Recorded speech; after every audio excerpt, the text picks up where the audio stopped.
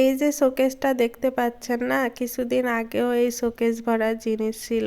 একটা শোকেসে যা যা দরকার যাবতীয় সব জিনিস ছিল, প্লেট, বাটি, গ্লাস, যা যা দরকার সব কিছু। কিন্তু বর্তমানে দেখতে পাচ্ছেন কোনো কিছুই নেই।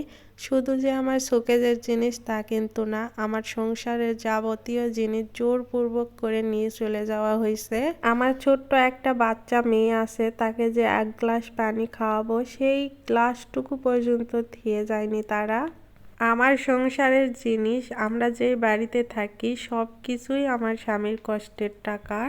সব কিছু নিয়ে গিয়েও তারা শান্ত হয়নি। আমার স্বামীর কষ্টের টাকার তিলে তিলে এই গড়া বাড়িতে আমাদেরকেই আর থাকতে দিতে চায় না।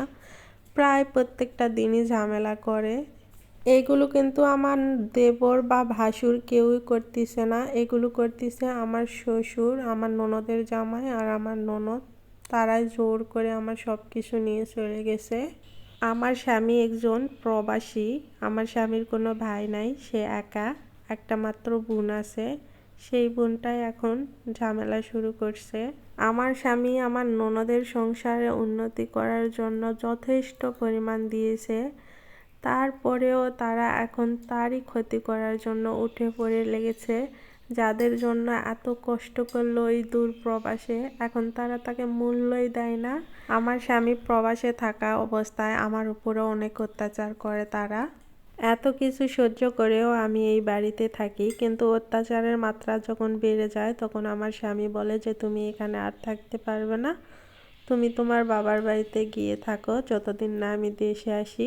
বাবার বাড়ি যাবার সময় রাস্তার মধ্যেই আমার শ্বশুর অনেক ঝামেলা শুরু করে দেয়। তো যেভাবেই হোক আমি আমার বাবার বাড়িতে যাই।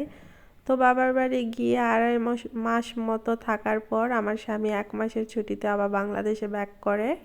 আমার স্বামী বাংলাদেশে আসার দিন থেকেই আবার ঝামেলা শুরু করে তারা।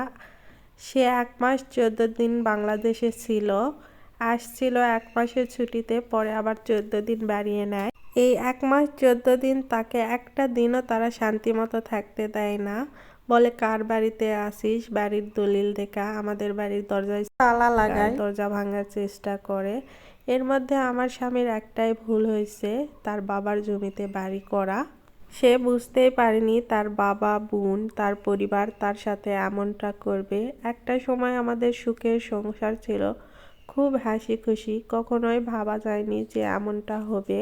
আমার স্বামী যদি নিজে জমি কিনে তারপরে বাড়ি করত তাহলে এত কষ্ট সহ্য করতে হতো না। তাই নিজের অভিজ্ঞতা থেকে বলছি, যে প্রবাসী ভাইয়েরা বাড়ি করতে চাচ্ছেন প্লিজ দয়া করে বাবার জমিতে বাড়ি করবেন না। একটু বেশি কষ্ট হলেও হোক নিজে জমি কিনে তারপর বাড়ি করবেন।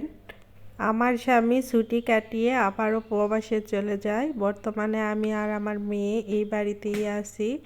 তো এখনও অনেক ঝামেলা করে, তারপরেও যে করে হোক কষ্ট করে এই বাড়িতে টিকে আছি। জানি না এই বাড়িতে আর কতদিন থাকতে পারবো। নিজের সংসারের প্রতি একটা মায়া জন্মালে সেই মায়া কোথাও গেলে আর কাটানো যায় না। নিজের সংসারে থাকার ভালো লাগা, সেই ভালো লাগাটাও আর কোথাও গিয়ে পাওয়া যায় না।